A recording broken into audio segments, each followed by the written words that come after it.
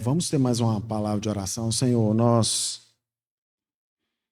nos colocamos diante do Senhor com muito temor, Senhor, para podermos discutir sobre essas coisas, entender aquilo que o Senhor deseja falar aos nossos corações, Senhor. Por isso, nós precisamos, Senhor, do mover do Teu Espírito Santo, Senhor.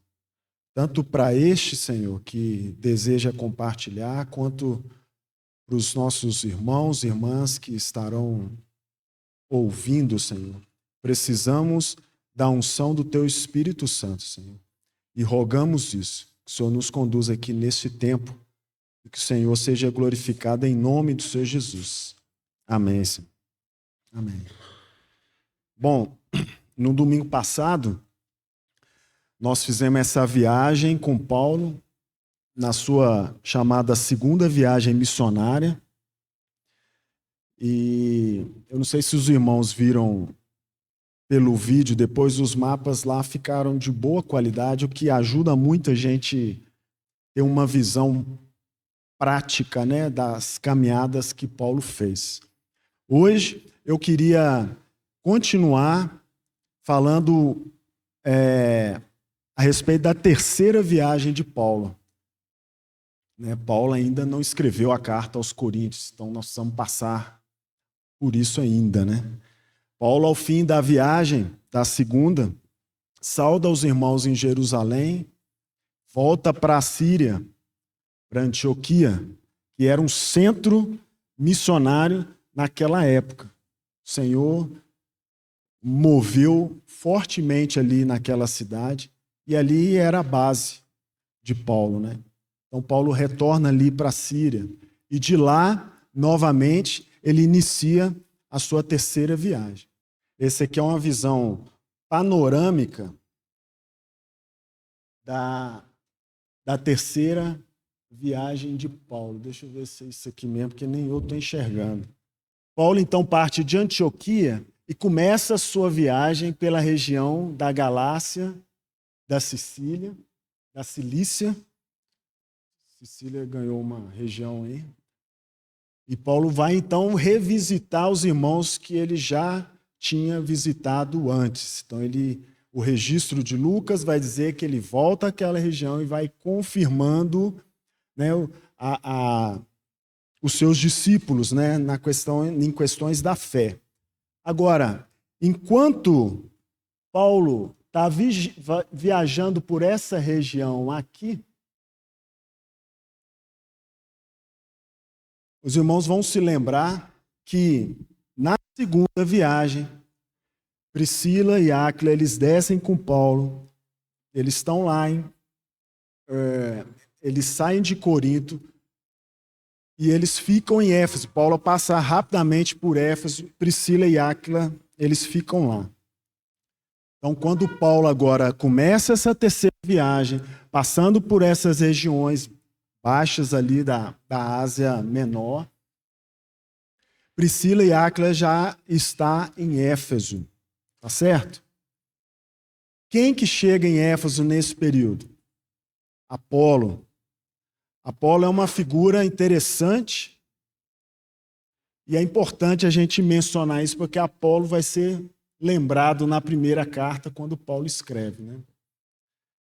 E o registro de Lucas e essa terceira viagem ali, irmãos, está mais ou menos Atos 18, 23 até o capítulo 21. Vai estar abordando essa terceira viagem, né? Então, ali em Éfeso chega esse tal Apolo, que a gente não tem tantas informações a respeito dele. Mas a gente sabe, pelo que Lucas diz, que ele era um judeu da região de Alexandria. Onde que ficava Alexandria? Norte do Egito. No mapa aqui não chega a pegar o Egito, mas o mar Mediterrâneo, que é esse mar que a gente está vendo aqui, nessa parte azul, também a cidade de Alexandria fica também como é que fala? No litoral do mar Mediterrâneo. Então, esse Apolo, judeu, que o texto vai dizer que ele era eloquente, poderoso nas Escrituras, fervoroso. O texto vai dizer que ele pregava com precisão a respeito de Jesus, conhecendo somente o batismo de João. Né? Então essa pessoa, essa figura interessante, que chega lá em Éfeso. Quem está lá? Áquila e Priscila. Então ele vai até a sinagoga e começa a pregar lá para os judeus. E o que ele pregava? Da mesma maneira que Paulo. Ele pregava que o Cristo era Jesus. Isso é muito importante pelo que a gente vai ver mais para frente.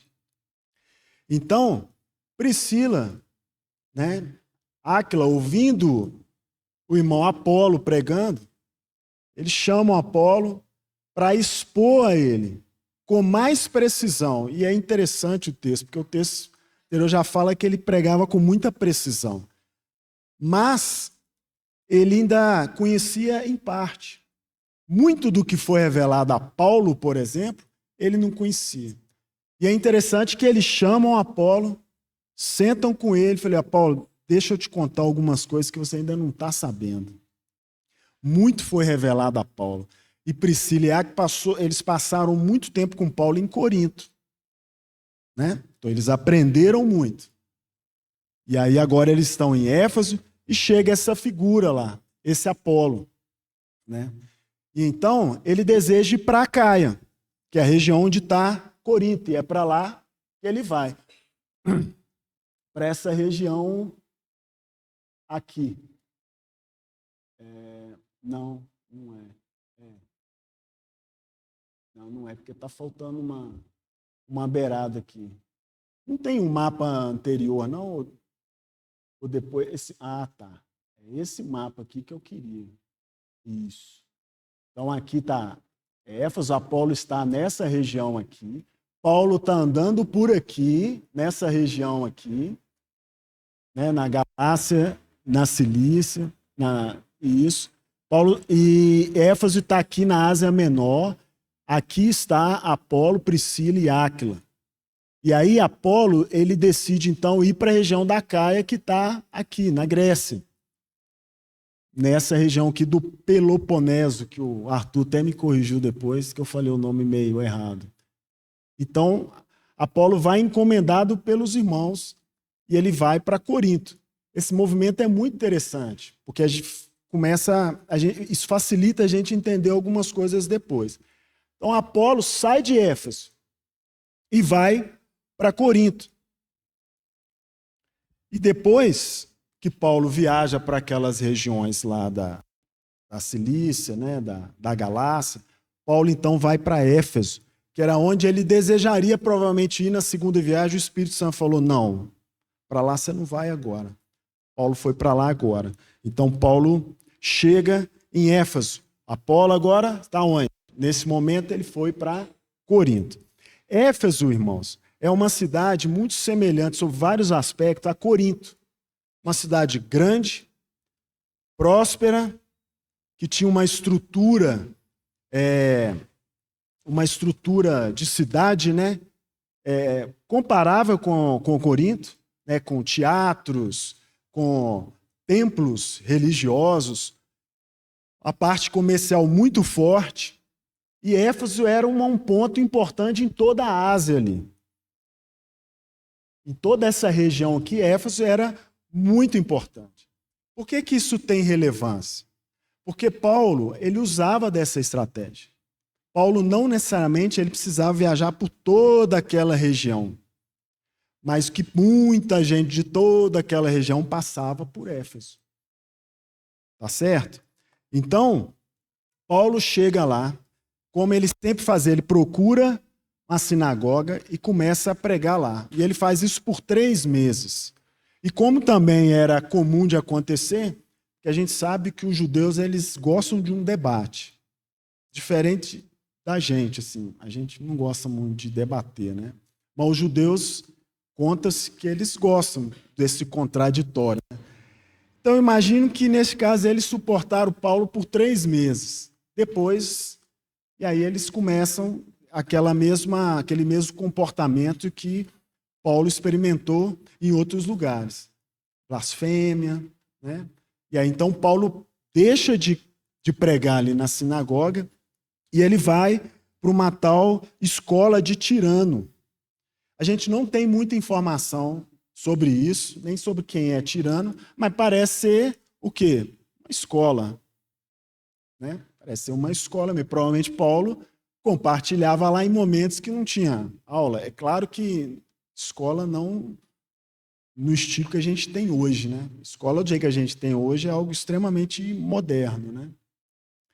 Não naquela época, mas certamente ali pessoas se reuniam para estudar filosofia, estudar sei lá o que seja. Paulo usou aquele espaço. Por quanto tempo? O texto vai dizer cerca de 2 anos. Cerca de 2 anos. E todos os habitantes da Ásia ouviram a palavra de Deus a partir daquele ponto lá.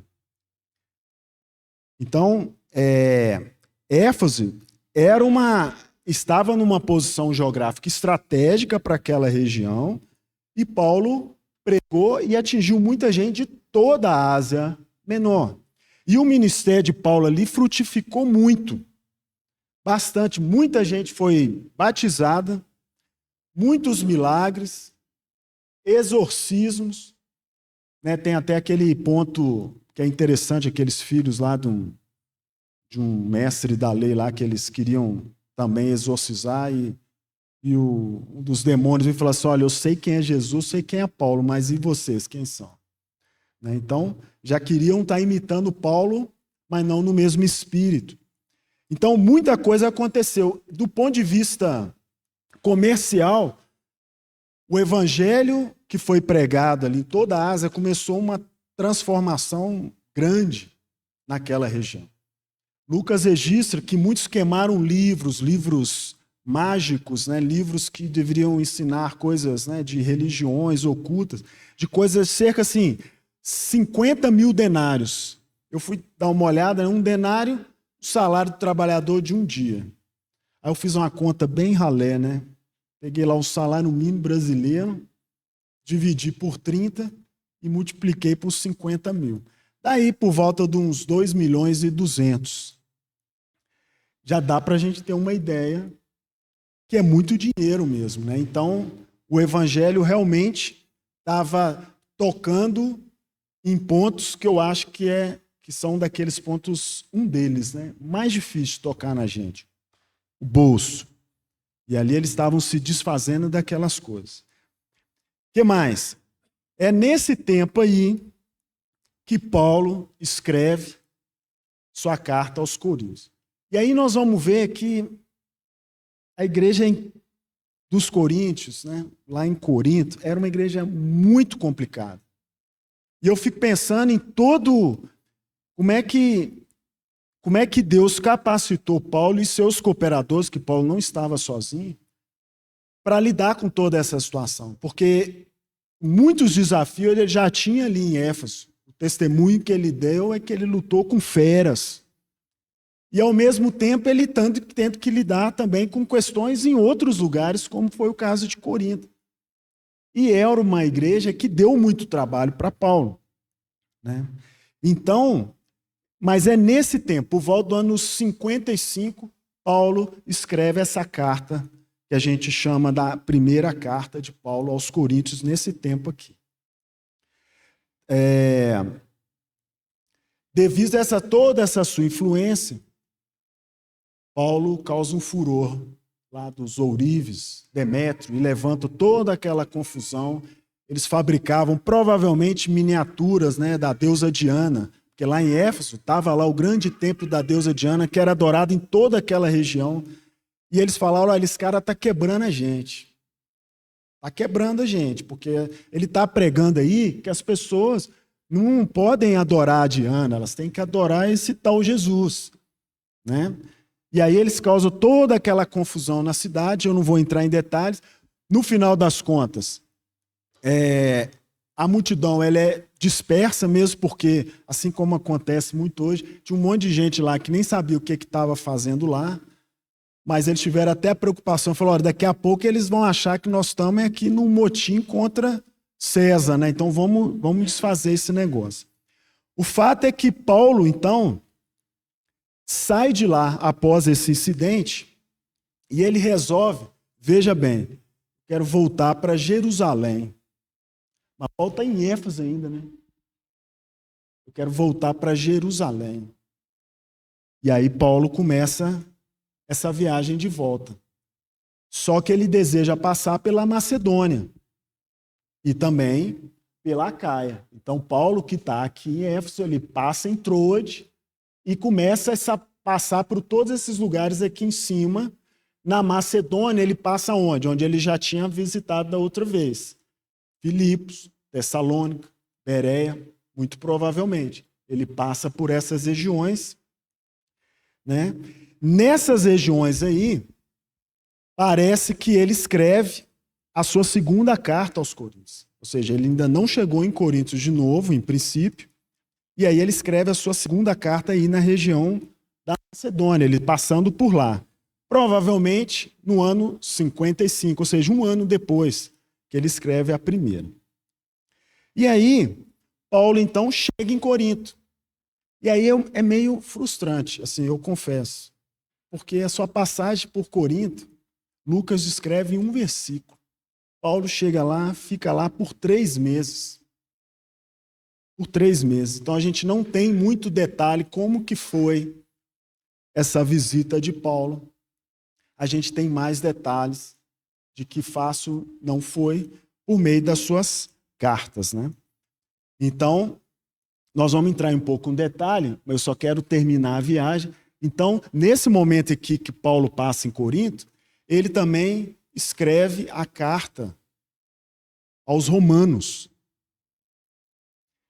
Então, você vê que Paulo, quando ele escrevia essas cartas, Paulo não fazia lá um retiro, né, num lugar, uma casa de campo, tranquilo, com os passarinhos cantando, falou, agora eu vou escrever aqui uma obra-prima. Não. O Espírito Santo inspirava Paulo para fazer o que ele fez em meio a muita luta, lágrimas, disputas. Não era fácil. E é impressionante. E tem que ser pelo Espírito Santo.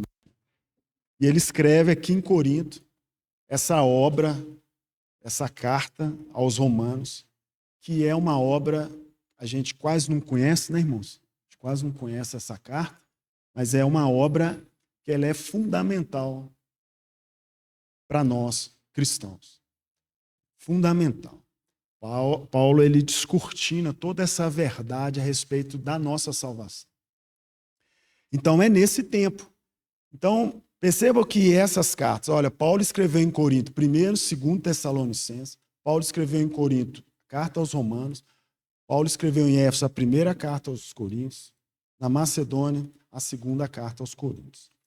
Paulo quer seguir agora viagem de volta. Ele está indo, lembra-se, irmão, ele está indo de volta para Jerusalém. Só que parece que eles descobriram lá alguma conspiração, porque o normal seria ele sair daqui de Corinto e pegar de barco, né, e fazer esse caminho de volta aqui. Mas aí, para voltar, o que ele faz? Ele volta pela Macedônia. Pelo mesmo caminho que ele chegou, ele volta por lá, chega em Filipos, vai para o porto, pega um barco, vai para Troade. Aí ele já está voltando. Em Troade tem aquele episódio do jovem sentado na janela, que cai, é dado como morto. Paulo ora, ele ressuscita, né? É nesse tempo. Paulo desce, Paulo está com pressa. Por quê? Ele passou a Páscoa, provavelmente em Filipos, lá ele passou aquela semana dos pães asmos. Né? Então, é a Páscoa, depois 7 dias dos pães asmos. E Paulo queria chegar em Jerusalém para a festa dos Pentecostes, né? Que dá 50 dias depois da Páscoa, né? Da celebração da Páscoa. Então, Paulo está com pressa. Né? Para a gente hoje é fácil, né? Você pega um avião, daqui a algumas horas você já está naquele lugar. Naquela época, não. Então, Paulo desce, ele não passa em Éfeso, mas ele para em Mileto e manda chamar os anciãos, né, os presbíteros, os bispos lá de Éfeso, e eles vão para Mileto, que é próximo, né? Aqui não vai dar para a gente ver em detalhe, mas ele volta por aqui, que é próximo de Éfeso, e aí ele faz um discurso que é maravilhoso, né? Bem, não vou entrar em detalhes aqui, mas um discurso firme, um discurso emocional, onde Paulo ele expressa para os irmãos toda a sua preocupação, a sua convicção de que tudo que o Senhor entregou para ele entregou para eles, né? E é em tom de despedida, porque fala, olha, eu estou aqui constrangindo meu espírito, eu estou indo para Jerusalém. Paulo sabia o que esperava ele lá, né? Então ele faz esse discurso, ele se despede para os irmãos, e aí os registros todos, até Paulo chegar em Jerusalém, vai ter esse tom de despedida. Então Paulo sai de Mileto, ele pega o barco agora, ele segue passando ali naquela parte da ilha de Chipre. O texto fala que ele vê a ilha pela esquerda, então por isso que eles dão aquela passagem naquele sentido. E aí Paulo chega em Tiro, Cesareia, em todos esses lugares os irmãos tentam convencer Paulo a não ir para Jerusalém, né? Também movidos pelo Espírito, né? Em Cesareia aparece aquele profeta lá, Ágabo, né? E que ele fala, ó, ele amarra o cinto de Paulo aqui na mão, no pé, e fala, ó, vai acontecer com o dono desse cinto isso aqui, ó. Paulo ia ser preso. E de fato, Paulo foi preso ao chegar lá em Jerusalém, né? Bom,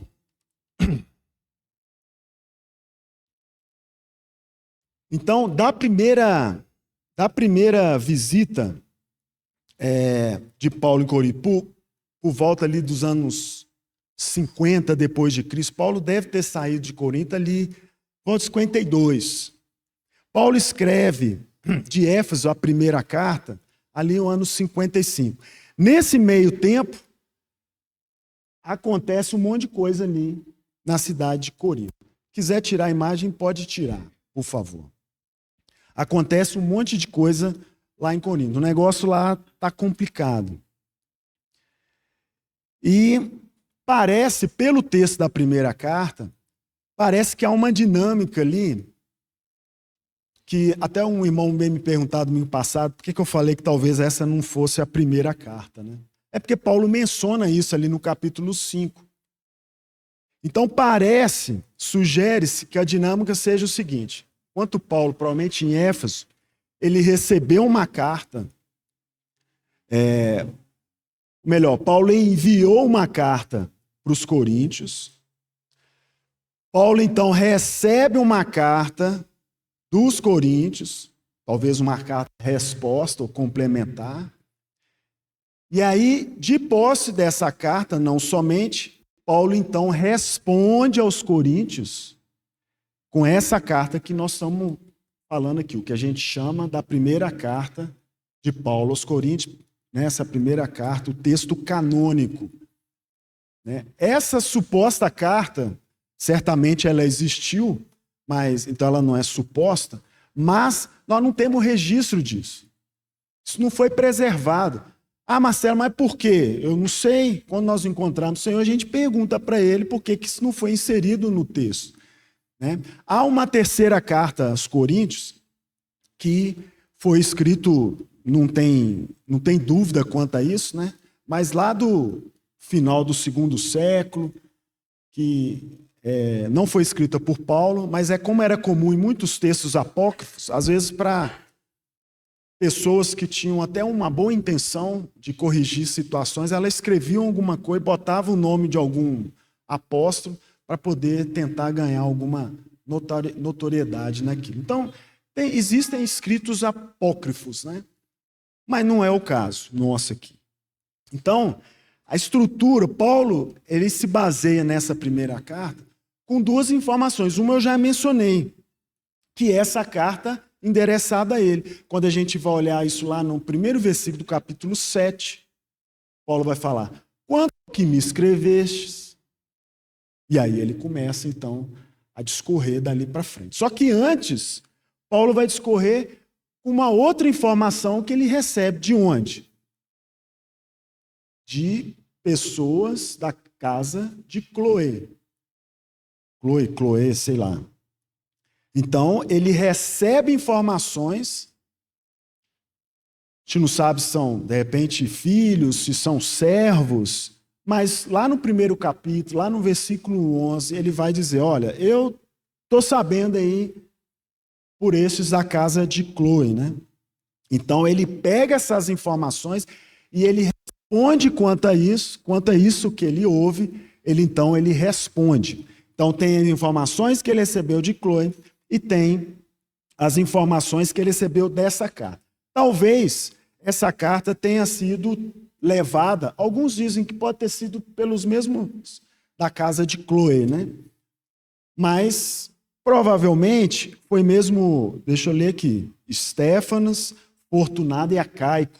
E lá no capítulo 16, Paulo menciona esses que vieram de Corinto e que muito alegrou o coração de Paulo. E Paulo fala deles com muita firmeza, né? Encorajando os irmãos de Corinto, inclusive, a submeter a eles. Então, eram irmãos tidos por Paulo em altíssima conta. E possivelmente eles, então, que entregaram a Paulo essa carta.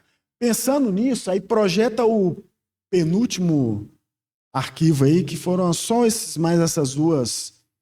dois slides. Esse é o primeiro. Acho que é isso mesmo, esse anterior, é isso aí. Não existe, irmãos, uma maneira oficial, não existe uma maneira única da gente estruturar a carta de Paulo. Essa primeira carta, né, que a gente chama de primeira carta, e eu vou parar de fazer essa observação, né? Então, entendam os irmãos, né? Então, essa é uma sugestão de como é que a gente pode dividir essa carta. Dependendo do comentarista que os irmãos leem, os irmãos podem ver uma estrutura diferente. Não tem problema, né? Isso serve apenas para nos ajudar, para nós nos localizarmos quando nós estamos lendo e estudando a carta. Então, a gente poderia separar em 4 trechos maiores, vamos dizer assim, 4 sessões. A primeira, introdução, você tem saudações, ações de graça, bem no início do primeiro capítulo. E aí tem uma parte longa, que vai já do primeiro capítulo até o capítulo 6, onde Paulo reage, então, a todas as informações que ele recebeu da parte de Cloé. Então, das questões das divisões que estavam ocorrendo lá, as contendas, né? Problemas imorais seríssimos, como esse é um caso, aparentemente um caso de incesto, processos judiciais entre os irmãos e a questão da imoralidade sexual em geral que havia entre os coríntios. Se os irmãos forem para o outro slide, o próximo, já nessa outra parte, é que Paulo parece, então, reagir já dentro de um contexto da carta que ele recebe lá dos Coríntios. E aí ele vai abordar vários temas. Sobre casamento, comida sacrificada a ídolos, sobre o culto, né? Envolve aquela questão do partir do pão, sobre a ressurreição, sobre ofertas para Jerusalém. Então, essa é uma longa sessão também, né?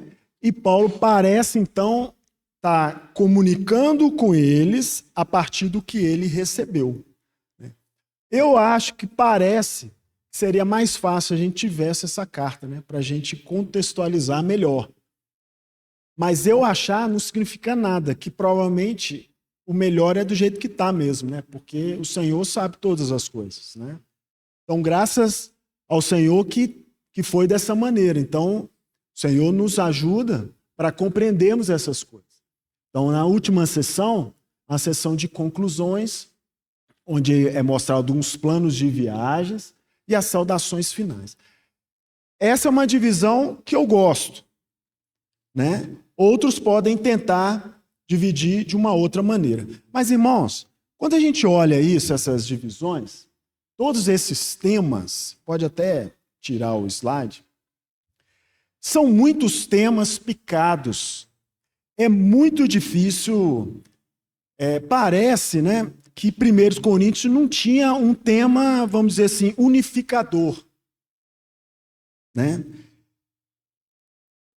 A igreja de Corinto, ou a igreja dos Coríntios, né, ela tinha inúmeros problemas típicos de uma igreja imatura.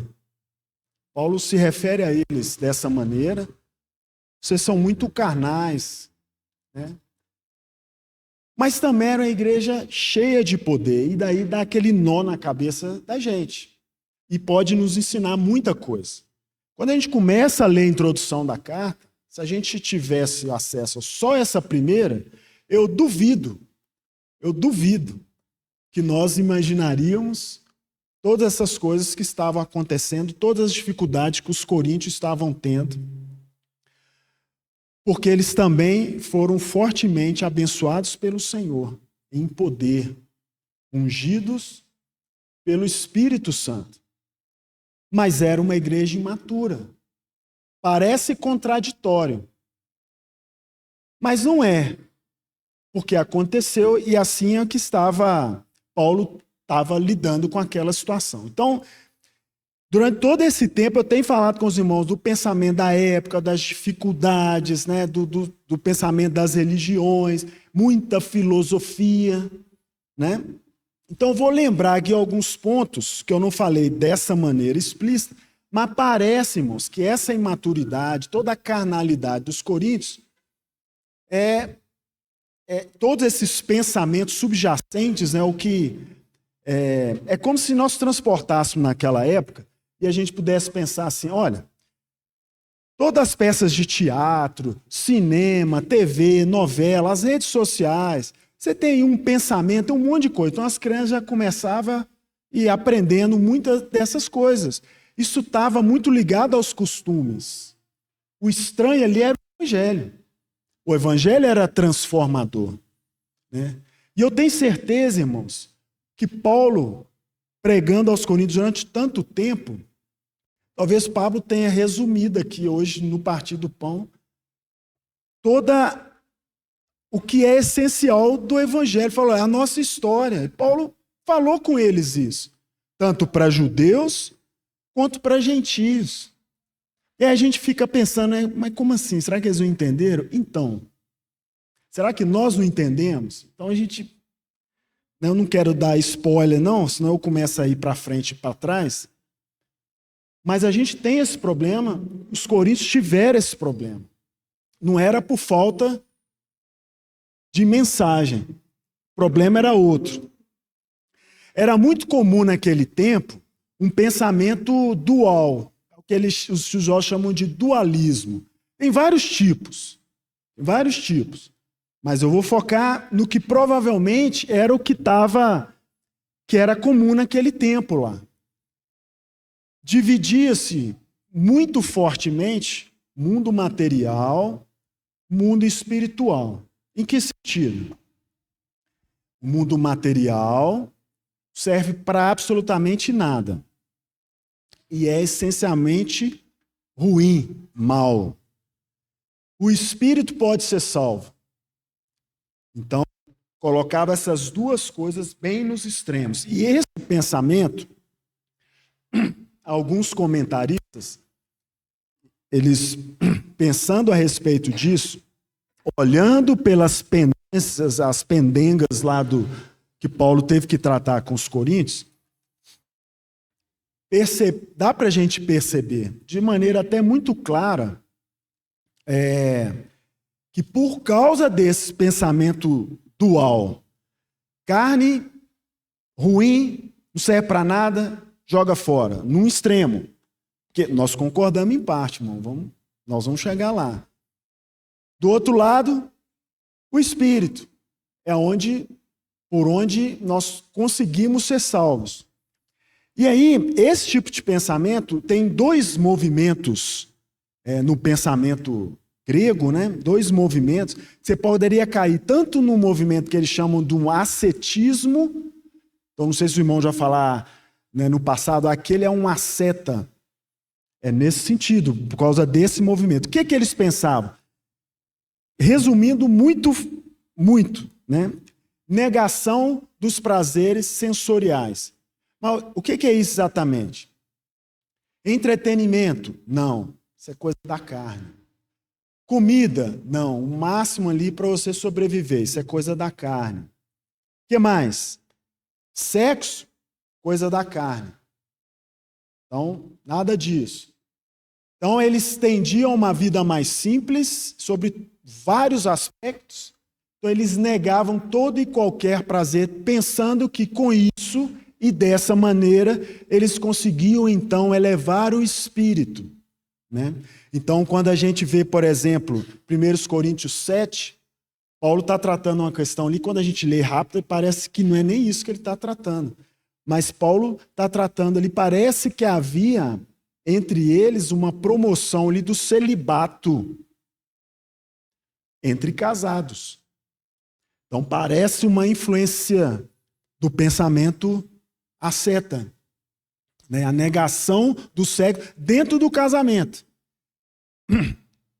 Ali no capítulo 8, 10, Paulo vai tratar da questão dos ídolos. Então você tinha ali os fracos que tinham medo de comer carne sacrificada aos ídolos.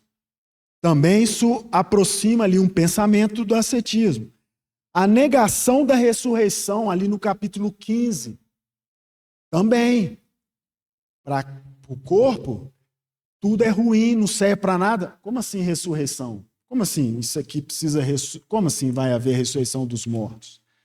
Então essa é uma linha dentro desse universo dual, matéria e espírito, essa é uma linha. Uma outra linha vai no outro extremo, que é o hedonismo, que talvez seja uma linha que a gente consegue, eu já ouviu falar melhor, uma linha que a gente conhece muito e somos muito influenciados por isso, nós em termos de sociedade.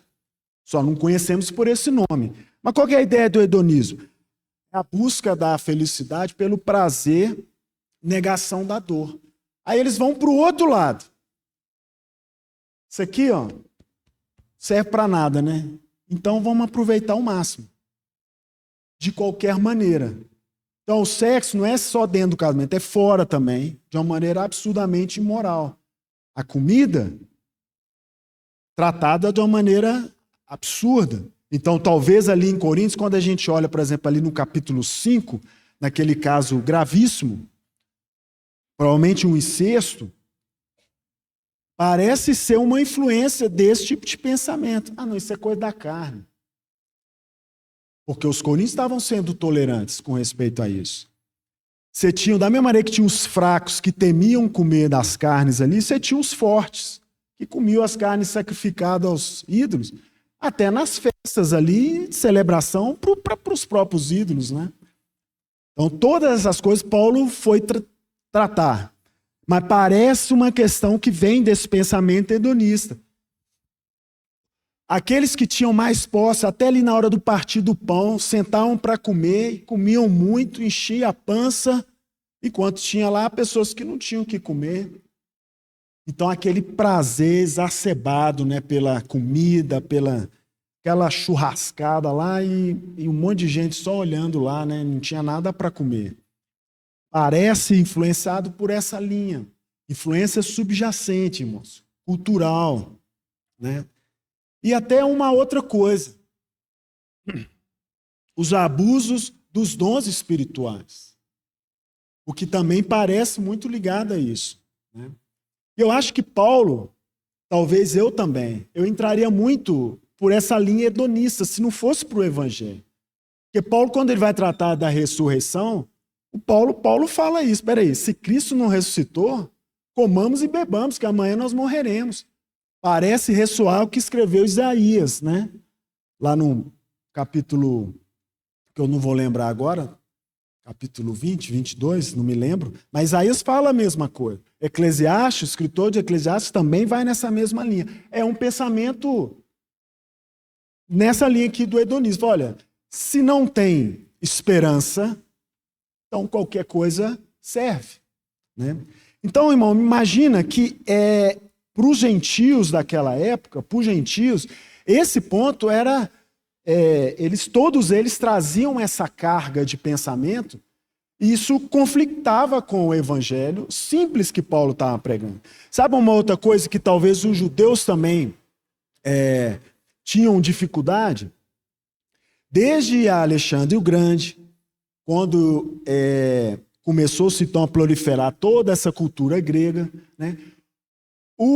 A cultura judaica também foi afetada. Então, muitos fizeram meio que uma fusão entre tradições judaicas com os elementos da filosofia e literatura grega. Isso influenciou em muita coisa. Então, por exemplo, se os irmãos têm uma Bíblia católica em casa, eu tenho uma, se vocês olharem lá, tem lá um livro que não é canônico, é chamado Deuterocanônico, que chama Sabedoria. É tido como um exemplo-chave de uma literatura que vem desse pensamento da sabedoria judaico-grego, né? O que exalta a sabedoria de uma maneira como se sabedoria fosse uma entidade separada de Deus. Uma outra coisa que talvez impactou, e eu pretendo ligar essas questões, que dentro dessa mesma linha de fusão da cultura grega, hebraica, tem uma escola de pensamento também grega, que os irmãos talvez já ouviram falar, que ela é conhecida como sofística. Quando a gente fala sofisma, vem disso, né? E a sofística, o ponto que eu quero pegar desse pensamento é que eles prezavam muito por uma retórica, um discurso refinado, elegante, né? Uma ênfase na forma em detrimento do conteúdo. Por isso que muitos que militavam, né, nessa escola, eles eram chamados os sofistas, né? E daí vem o sofisma, que a gente trata isso até hoje. Quando pessoas, de uma maneira elegante, argumentam e chegam a conclusões absurdas. E quando você olha de uma maneira desavisada, parece que faz até sentido, mas na verdade a ideia é te levar ao engano mesmo.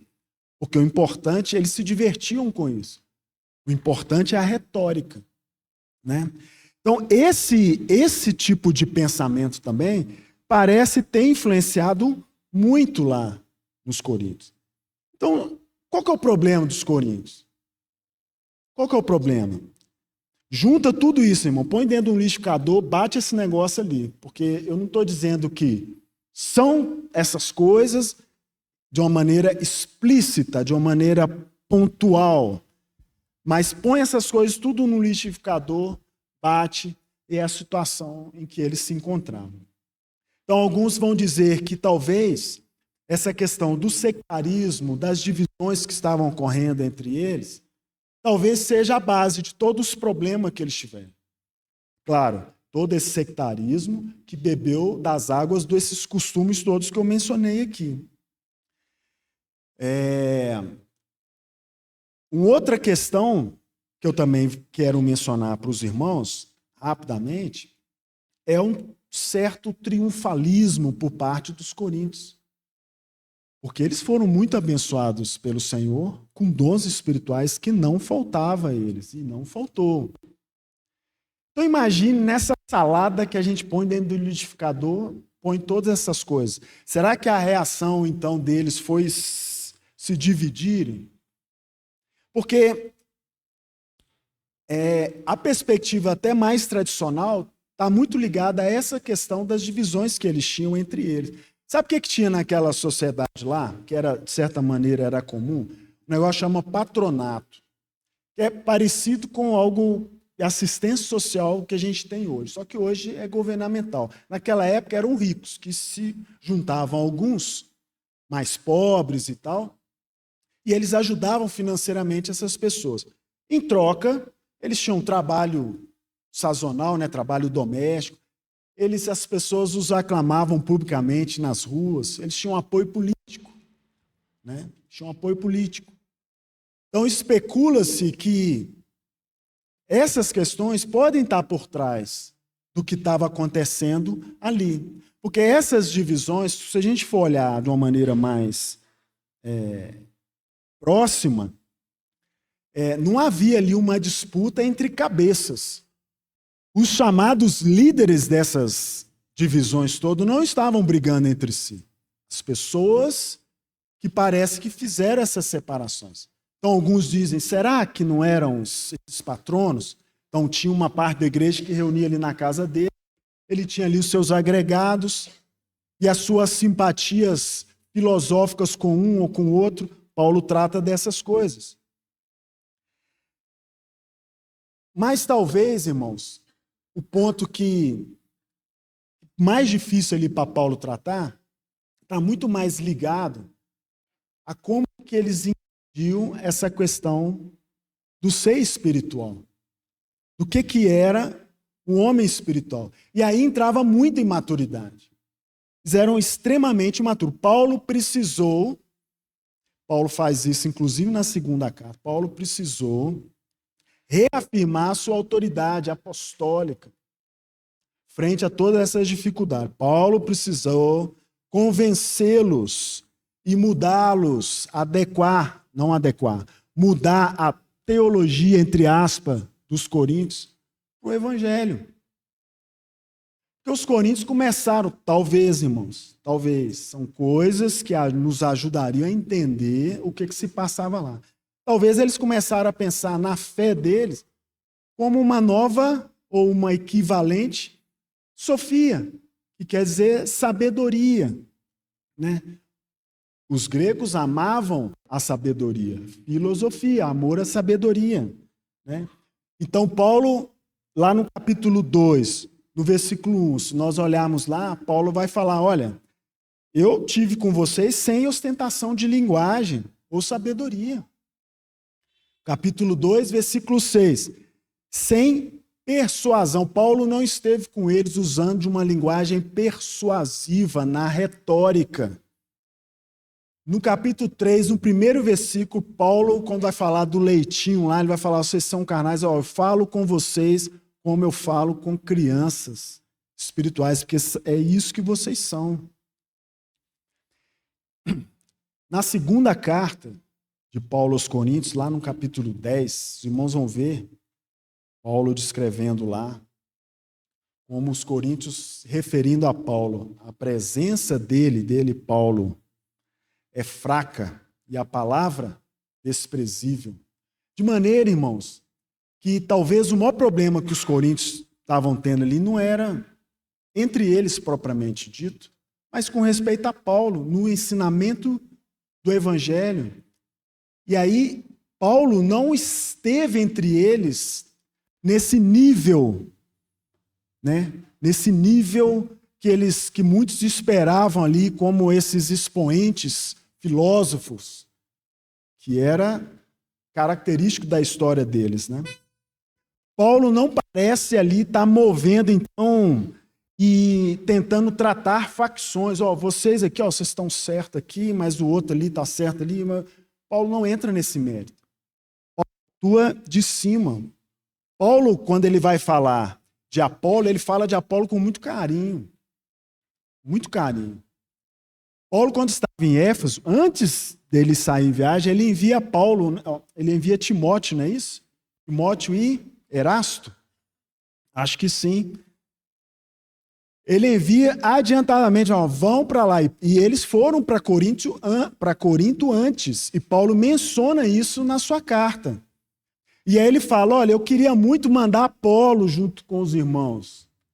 Mas Apolo está convencido a ir para outros lugares. Então ele vai ter com você em outra oportunidade. Paulo tinha Apolo em alta conta. Lá no início da primeira carta, ele fala, olha, eu plantei, Apolo regou. Quem que dá o crescimento? É o Espírito. Então, não parece que essas divisões que estavam acontecendo ali eram divisões típicas, como muitas vezes nós presenciamos entre nós, né? No nosso tempo contemporâneo e também ao longo da história da igreja, onde você tem líderes que se levantam com pensamentos diferentes, brigam entre si, cada um sai com os seus, e aí há esse racha. Aqui não estava acontecendo isso, porque o que Paulo pregava, Apolo também pregava. Pedro pregava, e Cristo. Talvez alguns querendo ser muito diferentes, falando, não, vocês fiquem aí, nós somos de Cristo. Mas aí criaram um grupo só para eles, não entendo isso direito, né? Mas não havia um pensamento divergente entre eles. E isso é muito interessante. E Paulo vai tratar, então, essa talvez que esteja por trás de tudo. Eles, com toda essa carga dos costumes que eles, os pais, os avós deles, aprenderam, né? E Paulo, então, tem que tratar todas as questões. E aí Paulo faz um esforço violento para tentar justificar a si mesmo, e ele não fala mal de ninguém, porque, repetindo, eles não estavam brigando entre si. Então, talvez o problema seja mesmo esse entendimento, essa questão de imaturidade, né? Tem uma palavra do grego que é o pneumaticos, que tem a ver com o espiritual, o ser cheio do espírito. Eles eram cheios de si mesmos. Mas, irmãos, olha só, quando a gente lê ali no primeiro capítulo de Coríntios, ali no versículo 5, Paulo vai dizer assim, olha, em tudo fostes enriquecidos nele, em Cristo, em toda palavra e em todo conhecimento. No versículo 7, de maneira que não vos falte nenhum dom, aguardando a revelação do nosso Senhor Jesus Cristo. Então, eles de fato foram revestidos pelo Espírito, e eles tinham todas as ferramentas que o Espírito poderia disponibilizar a eles. Então, mas ainda assim, eles eram imaturos. Agora, Paulo falou com eles com muita firmeza. E Paulo está falando com todo mundo. Paulo não está falando só com um grupo. Paulo está falando com todo mundo. Falou, olha, vocês estão equivocados na base. O problema não é Paulo, o problema não é Apolo, o problema não é Pedro, o problema, obviamente, não é Cristo. O problema está na base. E aí, nessa questão de sabedoria, conhecimento e do Espírito, é muito interessante. Eu diria que Paulo está sendo irônico com eles. Paulo, lá no capítulo 3, versículo 18. Como é que Paulo fala com eles? Olha, ninguém se engane a si mesmo. Se alguém dentre vós se tem por sábio, neste tempo, né, neste século, faça-se de estudo para se tornar sábio. Se alguém dentre vós se tem por sábio, sabedoria, irmãos. Paulo está atacando isso aí. Vocês estão achando que vocês são sábios? Paulo vai tratar essa questão. Vocês não entenderam o que é a sabedoria que vem dos céus. Lá no capítulo 8, no versículo 2, Paulo vai dizer, se alguém julga saber alguma coisa, com efeito não aprendeu nada do que convém saber. Conhecimento. Paulo vai tratar isso. Conhecimento a partir do próprio ser humano. Não, conhecimento que vocês precisam vir do Senhor, do céu. Sabedoria, conhecimento. No capítulo 14, Paulo vai também, parece, né, de uma maneira até irônica, no versículo 37, Paulo vai dizer, se alguém se considera profeta ou espiritual, reconheça ser mandamento do Senhor que vos escrevo. Claro que eu estou pensando os versículos, claro que tem um contexto, mas Paulo parece que está sendo irônico e tratando essas questões que para eles era caríssimo. Sabedoria, se alguém dentre vós se tem por sábio. Conhecimento, se alguém julga saber alguma coisa. E o pneumaticos, né? O espiritual, se alguém se considera profeta ou espiritual. Será que eles estavam lá? Já que eles já tinham chegado lá? Então, perceba, irmãos, que a cosmovisão dele, a visão de mundo dos coríntios, totalmente contaminada pelos esses pensamentos gregos, essa mistura, até mesmo nas tradições judaicas. Né? Como eu falei, pegamos isso tudo, botamos no liquidificador e misturamos esse negócio todo. Então, se de um lado, O problema que eles estavam enfrentando é que, possivelmente, eles tinham um sentimento de arrogância absurdo, o que os levava a erros, e Paulo teve que trazer um equilíbrio. Em que sentido? Talvez eles estivessem pensando até que não valeria mais a pena viver nesse corpo. Espera aí, nós falamos em línguas, nós profetizamos. Não, esse corpo aqui já era, agora nós já chegamos lá. Nós estamos num outro patamar. Nós já chegamos lá. Estamos num outro patamar. E aí, por exemplo, ali no capítulo 6, versículo 13, que é um versículo até muito simples dentro do contexto, que Paulo vai falar, olha, o estômago é para o alimento. O alimento para o estômago. Eu adoro essa maneira simples de Paulo falar, né? Mas tudo isso vai ser destruído, é verdade. Mas tudo isso precisa ser usado dentro de um princípio de pureza, não é isso que ele fala? Olha, Deus destruirá tanto este como aquele, porém o corpo não é para impureza, mas para o Senhor, e o Senhor para o corpo. Percebe, nesse ponto específico, como Paulo vai trazer um equilíbrio? Então, quando Paulo vai tratar a ressurreição, mesma coisa. Tem uma expressão que um comentarista usou, eu achei muito interessante, que talvez eles estavam vivendo um momento de uma escatologia excessivamente espiritual. Porque eles achavam que já tinham chegado num tempo que chegaríamos quando ressurgimos, assim como o Senhor Jesus.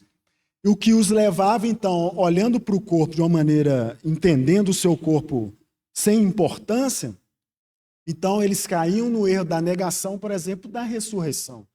Para que ressuscitar esse corpo, gente? Nós já estamos lá. Para quê? Rejeitar relações sexuais dentro do casamento está muito ligado a isso. Não, nós estamos em outro nível. Somos como os anjos, talvez. Paulo trata disso lá no capítulo 7. Né? Interessante que essa escatologia espiritualizada, como um comentarista ele coloca, de fato, eles parecem entender isso. Eles parecem achar que, não, nós já chegamos lá. Se a gente lê Lucas, capítulo 20, o Evangelho de Lucas foi escrito depois, né? bem depois dessa época.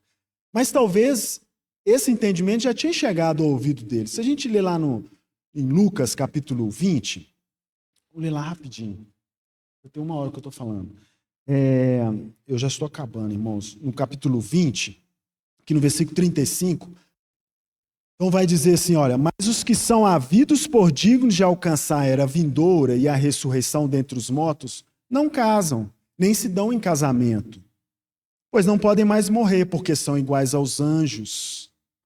Qual que é o contexto aqui? Peraí, quem casou um monte de vezes, né? Os fariseus fazem essas colocações aqui, e aí o Senhor Jesus então traz essa perspectiva pós-ressurreição. Mas parece que os coríntios já achavam que eles já tinham chegado lá. Como se alguém tivesse levado esse conceito para eles e eles tivessem entendido errado. Né? Isso é muito interessante, irmãos, porque até mesmo como se trata a questão do que é da carne, o que é terreno, eles também precisavam de ter um equilíbrio. É verdade que Paulo falou com eles, olha, de fato, não é justo vocês irem para as festas dedicadas aos ídolos, as festas que você vai lá celebrar de ano e comer lá. Não, isso está errado. Não se misture com eles. Por outro lado, você vai no mercado comprar carne e essa carne foi dedicada em algum momento aos ídolos, fique em paz, irmãos. Dá graça, fique em paz. E aí Paulo começa a trazer essa diferença. O sexo, ele é lícito, mas dentro do casamento e não fora. Mas dentro do casamento ele é lícito, é necessário, é justo. Então Paulo vai trazendo essas diferenciações. Quando ele trata os condenados, porque assim, irmãos, essas perspectivas nos atingiram a todos. Embora Paulo tenha trazido, e nós vamos ver isso com mais detalhe ao longo dos estudos, né? Paulo vem trazendo correção a todos esses pensamentos, mas até hoje isso nos afeta. Até hoje. Essa questão do que é terreno, do que não é, né? Então nós podemos achar que aquilo que é terreno está ligado a questões desse mundo propriamente dito. Paulo, quando vai falar lá aos Colossenses, no capítulo 3, ele faz uma separação. O que é do alto, o que é terreno. O que é terreno está ligado à nossa natureza pecaminosa. Não é necessariamente o seu casamento, a educação do seu filho, não é necessariamente a comida, o seu trabalho, a sua saúde. Não é que as nossas preocupações do dia a dia, nesse sentido, isso é tudo terreno. Não. O que Paulo vai explicar lá é que vai depender da perspectiva com a qual nós olhamos essas coisas e fazemos essas coisas. Porque ele vai dizer, olha, uma vez que fomos revestidos do novo homem, então nós olhamos para essas coisas e o nosso comportamento muda. Por quê? Porque agora é assim, quer comamos, quer bebamos, façamos tudo para a glória de Deus. Né? Então, o que é terreno é aquilo que a gente faz que não glorifica o Senhor. E aí é pecado. E aí é pecado. Então nós podemos e devemos experimentar o que é lá do alto aqui na terra, enquanto somos peregrinos. Isso, irmãos, isso seria um lado da história, o outro lado da história que nos atinge até hoje.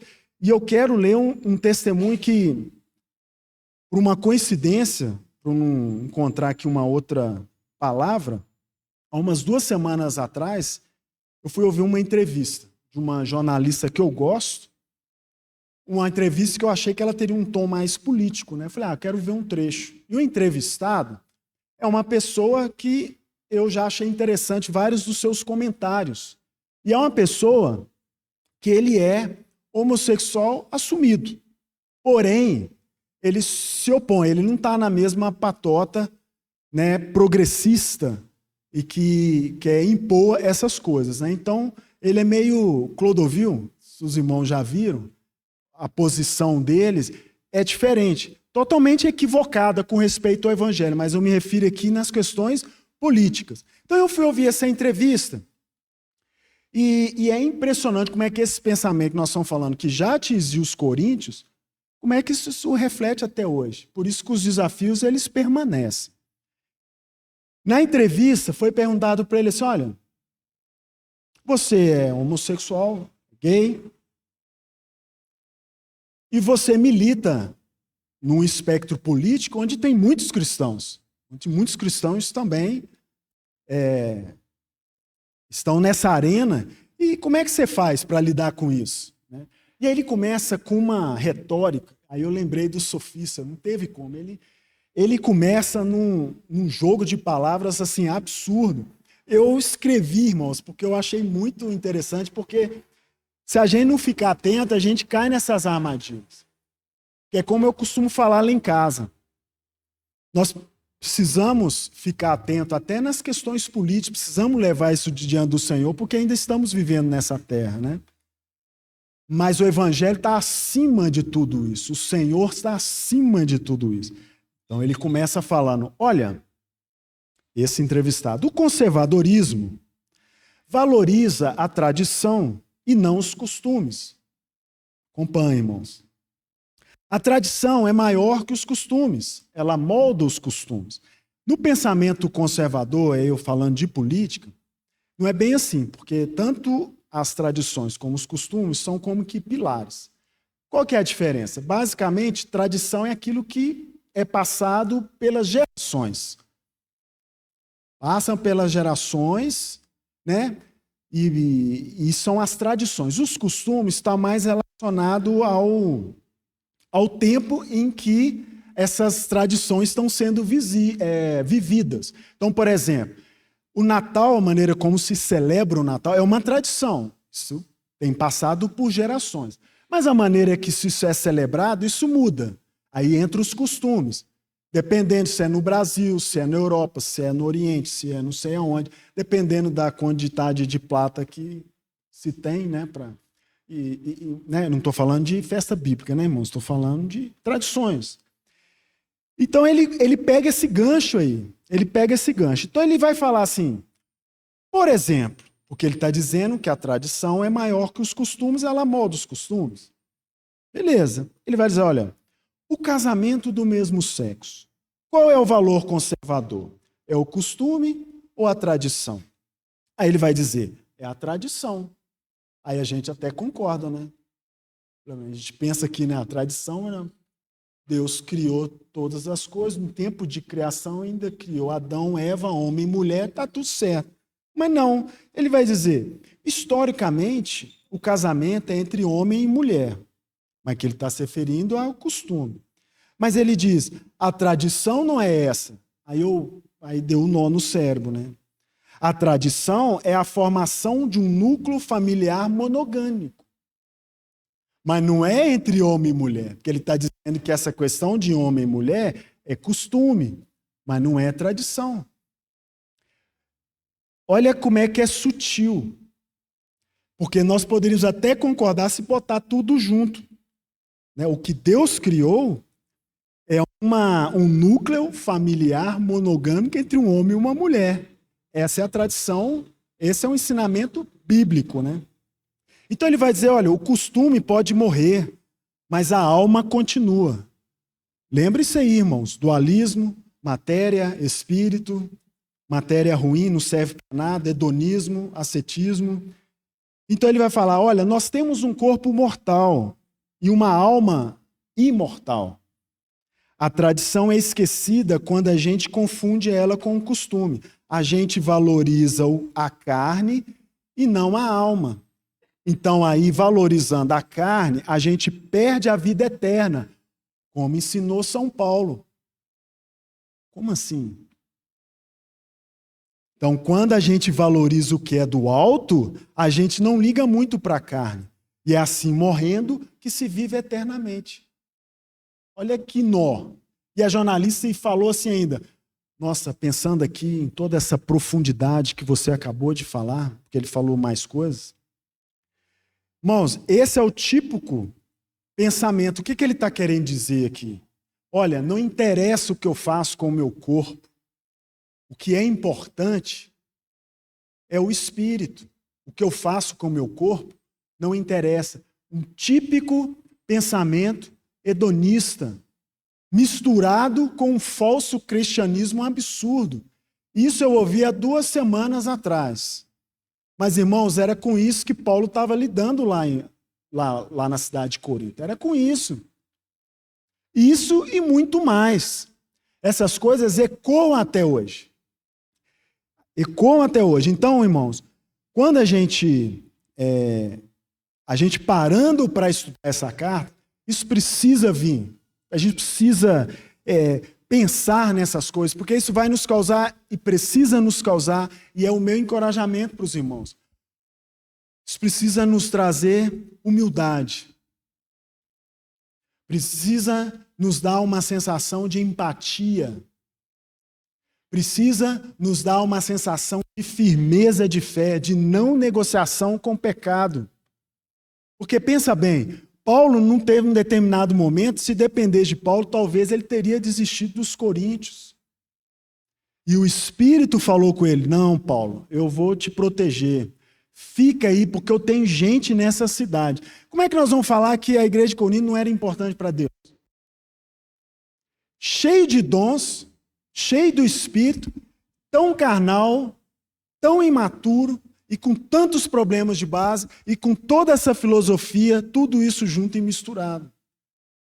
E esse é o desafio que nós temos para entender como era aquela situação, reconhecer que nós não estamos, em termos de sociedade, num barco diferente, não estamos, e aí eu repito as palavras do Papa, que agora no Partido Paulo, quando ele diz, irmãos, precisamos fortalecer a nossa fé. E a nossa fé precisa ser respaldada aqui, ó. Não é a partir de filosofias humanas. Porque se é alguma coisa muito distante do Evangelho, a gente logo vai dizer, isso aí está errado mesmo. Mas o problema são a sutileza do sofisma, daquilo que parece que é verdadeiro, mas não é.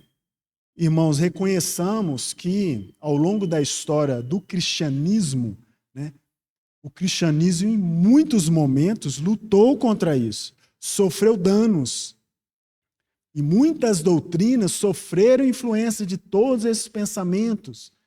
Não é simples isso. Por isso nós precisamos nos dobrar diante do Senhor e clamar por revelação.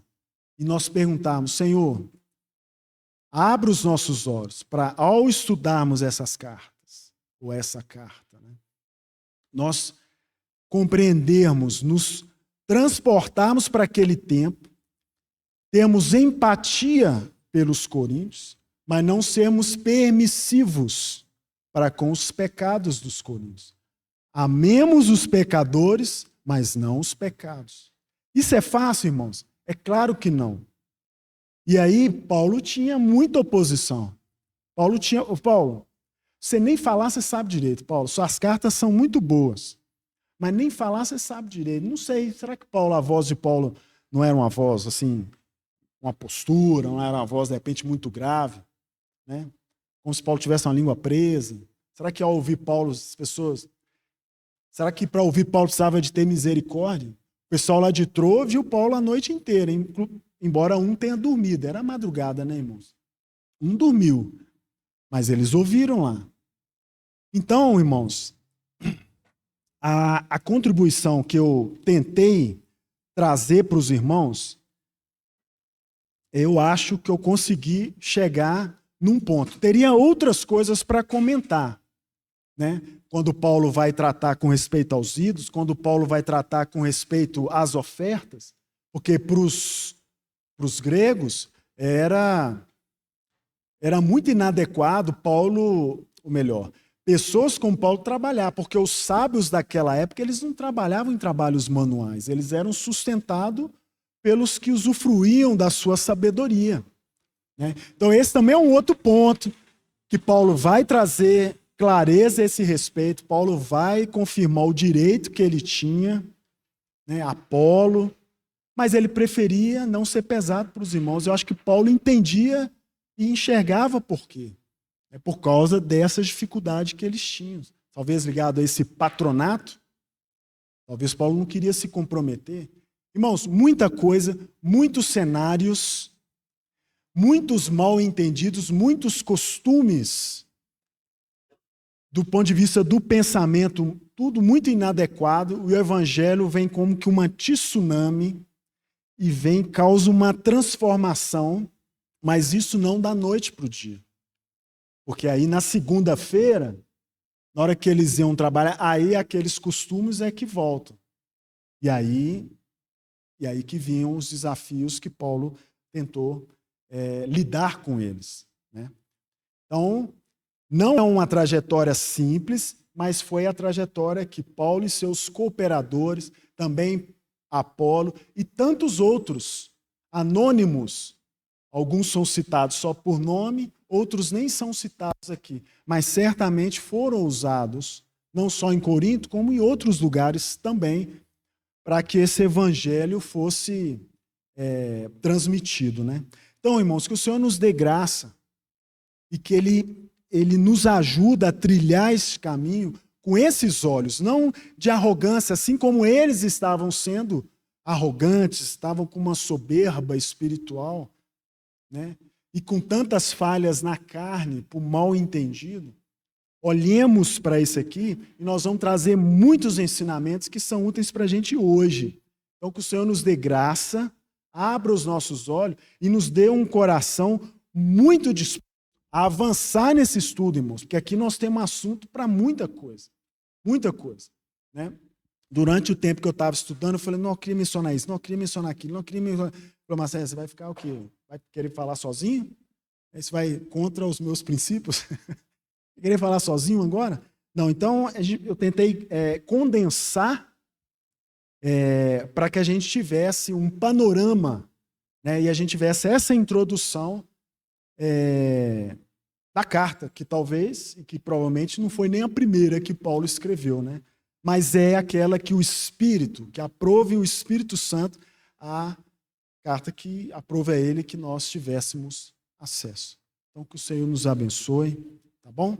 Vamos ter mais uma palavra de oração. Senhor, muito obrigado, Senhor, pelo tempo que passamos juntos, tanto no domingo passado como hoje.